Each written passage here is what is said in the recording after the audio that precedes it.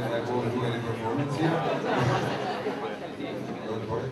But did you think that it was all what we can? I mean, librarians, IT people, they are very creative, and I have the pleasure to announce Peter Klien, who is not only working in the Austrian consortium office and doing all kinds of strange things with the software from Ex Libris, but he is, besides this, in his second life, a comedian, and he is so nice to perform for us a very new and special program. Peter?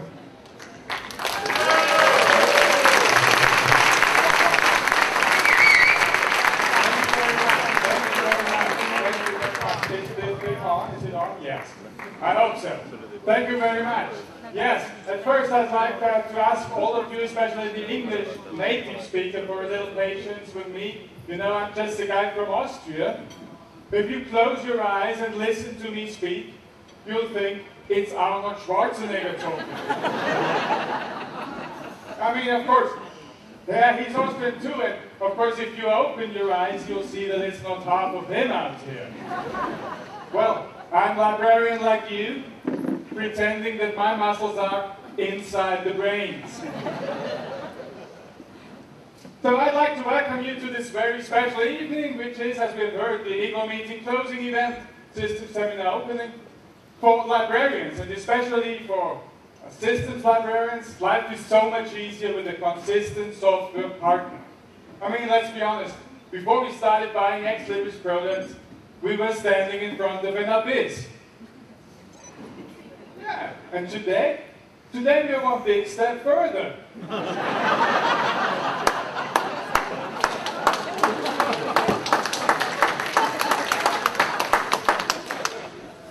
Yeah, I mean, choosing a reliable software partner is a little bit like getting married. The first you sign contracts, and afterwards the whole thing can go into production. I mean, marriage, some say, is the founding of the Society for Conflict Studies. That might be true. With Ex Libris, this society has got the name Pivotal. Or maybe also Documentation Center. But we, as systems librarians, administrators, who are in the business for quite some time, we do know that knowledge-based items, manuals, are only written for the purpose of making the users believe that they are the problem. Well, I mean, not with us. Of course, maybe sometimes it would be good if a systems librarian would read more documentation. Remember when you hit the wrong key the last time and first thought, oh no, I'm afraid I've deleted the internet. Before you happily found out, it was only the journal holdings of your library.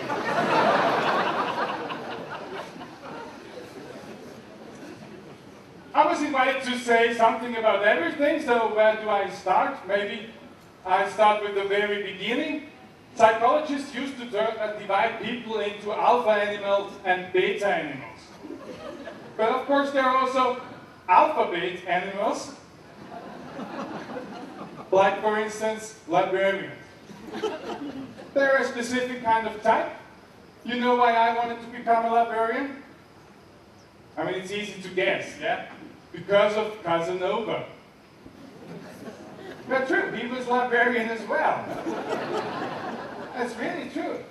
I mean, I thought I'd chat up girls in the stacks, show them the way to the reproduction room,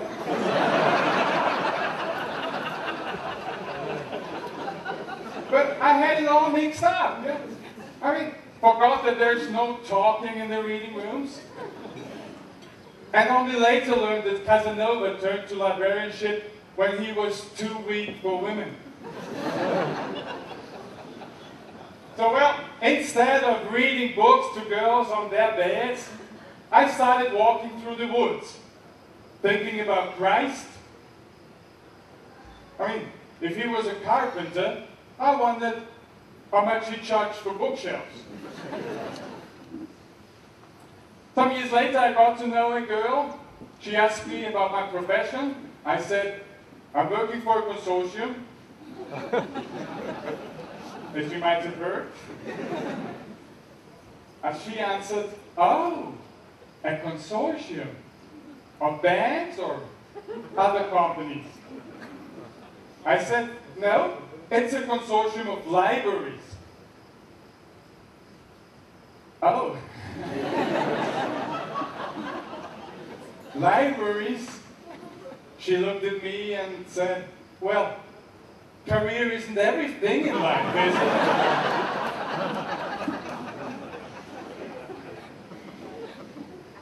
But, I mean, librarians, they're not only alphabet animals, they're also number animals. With their love for classification.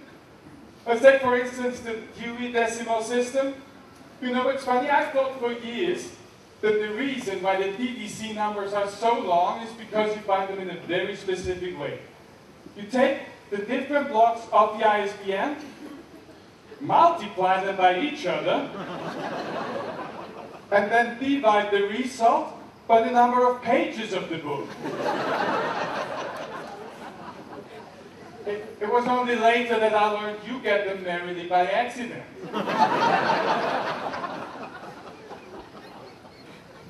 So, but anyway, I'm happy that I work for research libraries. If I work for public libraries, the people will come to me ordering titles like 10 in a Bed, Play With Me, Wait Until Helen Comes, and I would never know are those children books or home DVDs.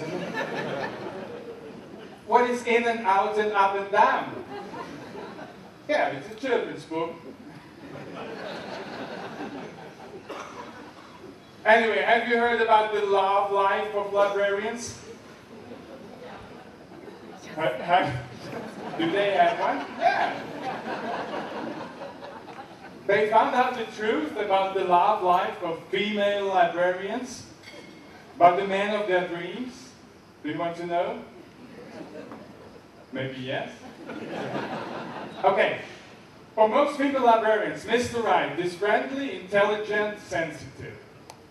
He's about 1.80 meters tall, and he weighs about 90 kilograms.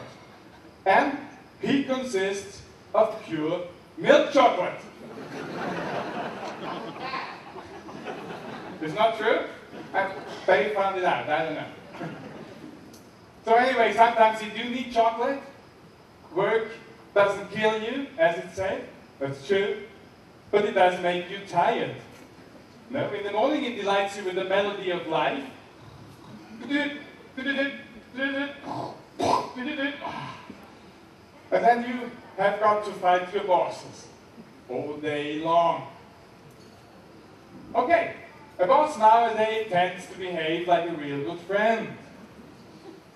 But, like a real good friend who's always right.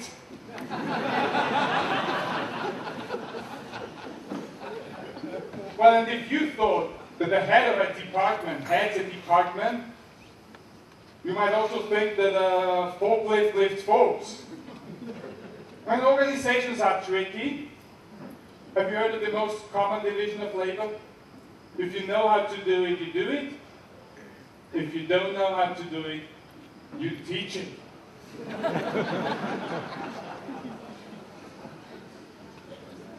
Okay. Computers are one of the biggest inventions of mankind. I mean, besides steam engine, clockwork, reclosable chocolate wrapping.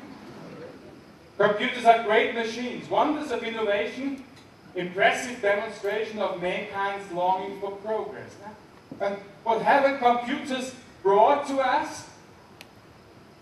Neck pain, typewriter's cramp, eye problems. I mean, meanwhile, every third is a little Stevie Wonder.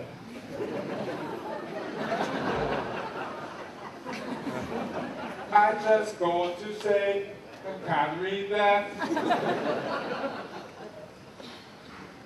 But anyway, you have to pray in order not to have too many problems with the computer. I notice it in the morning when I come to office. After booting, automatically 3 new software updates are installed. I can start the day with a 10-minute break, let's say.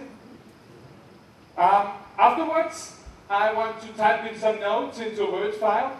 when I'm forced by this more-only paper clip to write the letter instead. I mean, I could also update my Office version anyway, yeah.